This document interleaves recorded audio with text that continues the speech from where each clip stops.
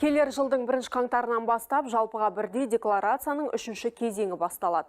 Яғни жеке кәсіпкерлер мүліктерін жариялау керек. Тіпті жұмыс істемей тұрған және ісін тоқтатқан бизнес иелері де декларация тапсыруға тиіс. Шара 15 қыркүйекке дейін жалғасады.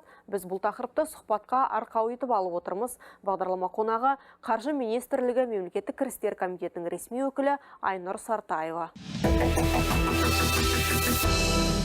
Сәлеметсіз бе, Айнұр Нұрлашқызы, хабарымызға қош келдіңіз. Жалпыға бірдей декларацияның 3-ші кезеңінің өзгешелігіне де жалпы оны кімдер тапсырады?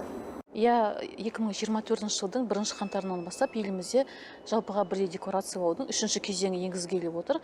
Және де осы 3-ші кезең барысында Қазақстандағы барлық жеке кәсіпкерлер, олардың жұбайлары, заңды тұлғалардың басшылары, құрылтайшылары және солардың жұбайлары аталған декларацияны тапсыру керек болады. Жалпы бұл 250-ші нысанды активтер мен міндеттемелер туралы декларация деп аталады, және олар бұл декларацияны бір рет қана тапсырады, одан кейін жыл сайын тапсыратын басқа декларация нысаны бар. Ол 270-ші нысанды декларация, оның атауы, мүлкі және табысы туралы декларация.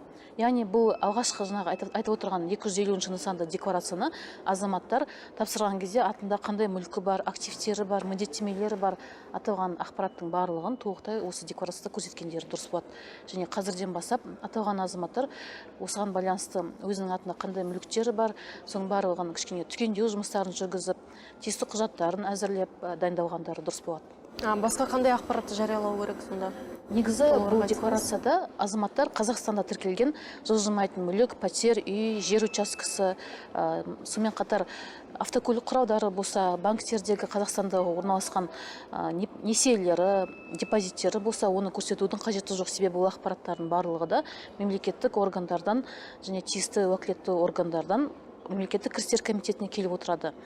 Ал бұл декларацияда жалпы азаматтар шет елдегі жылжымайтын мүліктерін, автокөлік құралдарын, сонымен қатар шет елдік банктердегі өздерінің ақшалары болса, сондағы банк шоттарындағы, және олардың сомасы жалпы алғанда 1000 айлық есепті көрсеткіштен, яғни 3,5 миллион теңгеден асатын болса, онда сол жағдайда олар сол банктегі шетелдегі шоттарын көрсету керек болады.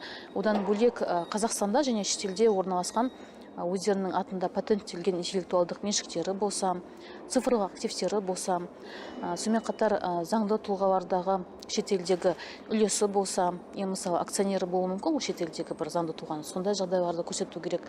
Сонымен қатар басқа жеке тұлғамен арада мысалы қарызды беру, алу сияқты дебиторлық, кредиторлық қарыздары болады азаматтардың. Сондай қарыздары болса, бұл ақпаратты да көрсету керек. Бірақ дебиторлық, кредиторлық қарыздары бойынша ақпаратты көрсету үшін азамат бұл ортадағы шарттың нотариат арқылы куәландырылғанын дұрыс екенін еске саламыз. Сонымен қатар азаматтың егер қолма-қол ақшасы болса, оның сомасы 34,5 миллион теңгеден аспайтын сомасын осы декларацияда көрсетуіне болады. Одан бөлек кез келген азамат өзінің егер меншігінде бір бағалы, қымбат бағалы мүлкі болса, мысалы өзге де мүлік түрлері болады ғой, сол мүліктерін де көрсетуіне болады. Бірақ ол мүліктің бір данасы үшін оның бағасы 1000 айлық есепті көрсеткіштен асатын жағдайда көрсетеді. Және оның бағасын қалай біледі? Енді оны тиісті еліміздегі бағалаушылар бар, заң бойынша жұмыс жасайтын, осы бағалаушылардан бағалауын жасап, аталған мүліктің құнын растайтын құжаттары болуы керек. Мысалы үшін бір асыл тұқымды жануары болуы мүмкін, оның бағасы 1000 айлық есептік көрсеткіштен асады. Немесе бір бағалы қымбат асыл тасы бар, немесе бір өнер туындысы бар, керемет, өте қымбат тұратын. Сондай ерекше бір мүліктердің түрлері де болады, соларды көрсетуіне болады, бірақ оның бағасы болуы керек. Бұл ақпаратты жарияламағандар қандай жауапкершілікке тартылады? Негізі бұл декларацияны уақытында тапсырмаған үшін азаматтарға алғашында ескерту беріледі. Егер де азамат бір жыл ішінде аталған заң бұзушылықты қайталаған болса, онда оған 15 айлық есептік көрсеткіш мөлшерінде айыппұл салынады.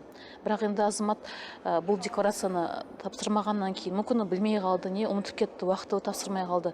Сол жағдайда енді есіне түскен кезде кез келген уақытта тапсырғаны дұрыс, өйткені артынан бір жылдың ішіне қайта айыппұлға ұрынбас үшін.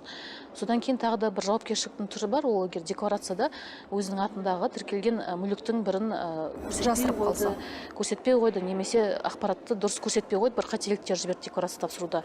Сол жағдайда декларацияда дұрыс көрсетілмеген ақпарат үшін оған алдымен ескерту беріледі. Ал бір жылдың ішіне аталған заң бұзушылық қайталанса, ондағы оған 3 айлық есептік көрсеткіш мөлшерінде айыппұл қарастырылған.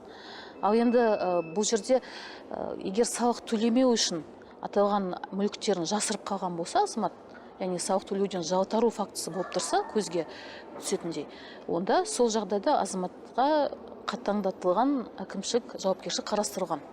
Мысалы үшін оның көрсетілмеген ақпараты негізінде ол салық төлеуден жалтарып отырса, онда оның жалтарып отырған салық сомасының 200% мөлшерінде оған айыппұл салынады. Ал егерде аталған заң бұзушылық бір жыл ішінде қайталанса, оған 300% мөлшерінде айыппұл салынады. Жақсы, уақытыңызды бөліп хабарымызға келгеніңізге көп рахмет. Істеріңізге сәттілік тілеймін. Сау болыңыз. Сау болыңыз.